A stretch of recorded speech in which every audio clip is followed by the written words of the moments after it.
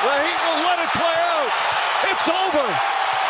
At last, the long wait is over. After 47 years, the Denver Nuggets can finally call. Right, so got a bit of spare time right now. It's the 9th of April in New Zealand, and I guess, yeah, the NBA season's the regular season's almost at an end. As we speak, yeah, they're not playing today because of the NCAA men's final between Purdue and UConn. So it's the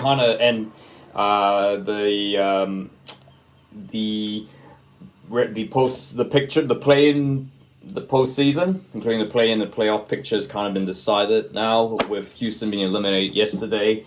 So we now know the 10 teams in each conference that will be playing beyond next Sunday. It's like Sunday US time. And yeah, so I guess it's kind of a good time to sort of not really go into a technical deep dive into what to expect in the playoffs, the play-in playoffs. Yeah, because given that we now know, I think the next couple of games are just really going to be all about placings. So yeah. He makes a lot of mid-range shot. Kevin Durant puts it in. It's Durant. Knocked away by Horford. What great deflected move there by Horford. To the other side. So I guess the question is who is the favorites? And I guess in recent times, the regular season hasn't really reflected what's ultimately happened in the postseason, apart from perhaps last season where, you could say the Denver Nuggets were consistently the best team in the regular season and showed in the postseason. But yeah, this kind of been the exception in the last couple of seasons. And I guess that has kind of left many to question the merits of the regular season. Look, I mean, obviously, like the Pistons, Spurs, Wizards aren't going to make the playoffs, and they're just not good enough. But then I guess, yeah, for instance, the biggest example, of course, is my Boston Celtics. They've been top or close to the top for a number of seasons now, but just haven't quite. I guess, are they the best team in the NBA are they the favorites to win the postseason? Well, there are a lot of question marks. But I think I guess credit to Joe Mazzulla and the Celtics, they have started to really improve on those areas. And I guess it's best to to find out those flaws during a long 82-game regular season than to wait to the postseason, which is kind of what's happened. And the fact now we're finished not just top of the Eastern Conference, but top of the whole regular season range, which, if we make it all the way, of course, Celtics will be able to have home advantage in the finals. And they'll have a Game 7 in Boston, so that's always going to matter, against someone like, I guess, I think, if you had someone like Denver, not Minnesota, or Lakers, it's going to be tough playing away over there. So, and I guess, the bench is going to get time over the last 6 games. Tatum, and I guess the one thing with the Celtic, I guess Tatum has, in recent, with the last postseasons, he seems to run out of energy towards the end, and that's kind of been the Celtics' downfall, along with Jaylen Brown and all that. So if we can get those players rested enough, we're obviously getting them game fit, but also rested because over the next 3 weeks, then I think the Celtics might be in a good place. But I guess there's still a lot of question marks. Defensively, they're definitely improving. I think towards the end of the regular season, they have certainly improved. Bench is still going to be a real question mark, although I think hopefully that might improve as the game time. Look, I mean, these last couple of games for the Celtics are not going to really reflect, because it's just really, it is really just trying to keep the team fresh, alive, keep them away from injuries. So we shall see. Now an opportunity to challenge for a championship here in Minnesota, because Memphis has a really good team. A text message encouraging them, checked in on them. I think, in my opinion, I think the best team I think the favorite is going to come from the Western Conference. There's no doubt the Western Conference has been a lot stronger than the East this year. I mean, you're looking right now, the Western, as I was writing this, the Western Conference still elite winner hasn't still been decided. It's looking like it's going to be either the Timberwolves, the Nuggets, or the Thunder could still sneak it, but they are a game behind, and they've had a bit of a rough patch recently. Clippers well behind now, so they'll be they'll be just looking to focus on getting their particularly making sure Paul George and Russell Westbrook are injury free. So yeah, it's got to be Timberwolves Nuggets. It's a bit of a funny year. It seems like it's going to be quite hard for the Nuggets to retain their championship in the zero. Look, I think they've still been consistently good. Aaron Gordon, Nikola Jokic continues to be the boss. Probably the best player in the NBA. Whether he wins the MVP this season, I'm not entirely sure. That MVP race is going to be clear. I mean, personally, if I had my own criteria for MVP, it would be Ant-Man, Anthony Edwards, because I think he has been the real reason why the Timberwolves are in this position now. But I guess they're not. I don't think I think for obviously their own criteria, they're not. Ant-Man will not get the MVP. But yeah, but I think the fact is Timberwolves Nuggets, they have the best balance in terms of defense, and that's probably what's going to let the Thunder down in the postseason. I think for Holmgren, Giddy's, and SGA's abilities, their defense is it's a lot leaves much to be desired, particularly if they're going somewhere like Boston, Miami, Orlando, New York. Yeah, it has been found wanting. So I think for me, if you're wanting a best balance team, I think either Minnesota or Denver. I'm just going to pick Minnesota just because, it's quite hard for defending champions to retain their title.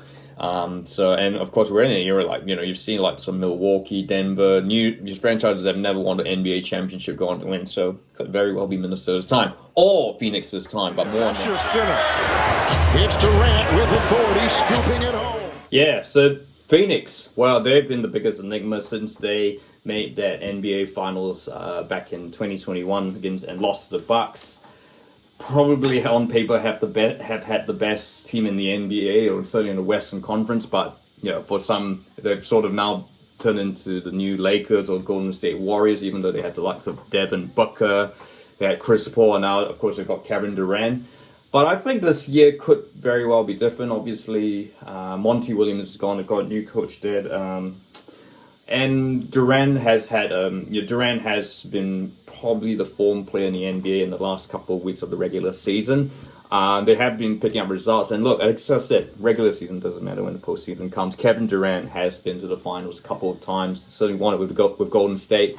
There's a reason they got Durant. People say he's when you buy Durant, you buy a championship. So could this be Phoenix this year? Well, they do have the talent. I guess still question marks of their longevity.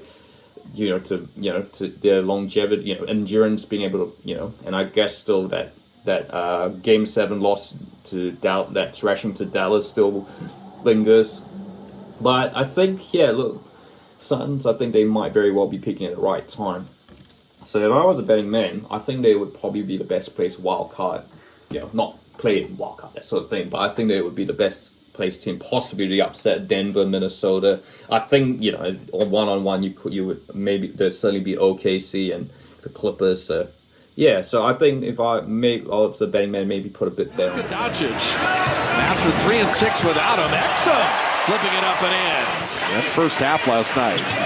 15-point lead, but 15 turnovers for the first time ever in Warrior history. Kyrie. Curry. Box guarded by Wiggins. There's Davis, not afraid to let it fly, and hits the paint right over Holmgren. Holmgren, the rookie, rattles in the three. Other teams, Clippers,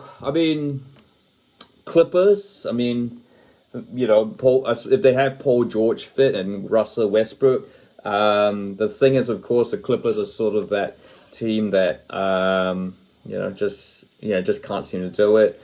I think I think the Lakers are probably going to be the ones that will do it because of LeBron, Golden State with Steph Curry, and they're in the play-in, but I think I'd expect those two, and they'll be battle hardened. They always seem to peak in the postseason. So so I think if you were looking at other contenders, Kings, no, I think defensively they're just not very good. And Mavs, they can be up and down. If Doncic is on fire, they could possibly make a very, very long run. And Pelicans, they're just too inconsistent. So, that's my thoughts on the other contenders. Another shot. This is his first two. And Giannis on the transition. Look out, buddy. Hangs on. Good body control. Attack the paint, and Indiana will put you on the line. Nice drive by Siakam. Free for the slam. Back screen set up. Averaging 35 a game with 11 rebounds. He was a front runner at that time for MVP. Duncan in the passing lane with a steal of Oubre's pass. He'd have numbers 4 on 2. Rozier for 3. Final thoughts, I guess. Yeah, the East. Look, yeah, as I said, I mean, Milwaukee is a bit of a train wreck at the moment, being wrecked by Doc Rivers. Defensively, I couldn't trust the Dame. I mean, Giannis can't do it all by himself, but, you know, I think losing Holiday to Boston has really hurt them. But, yeah, look, I mean, if there was one team from the East, actually two.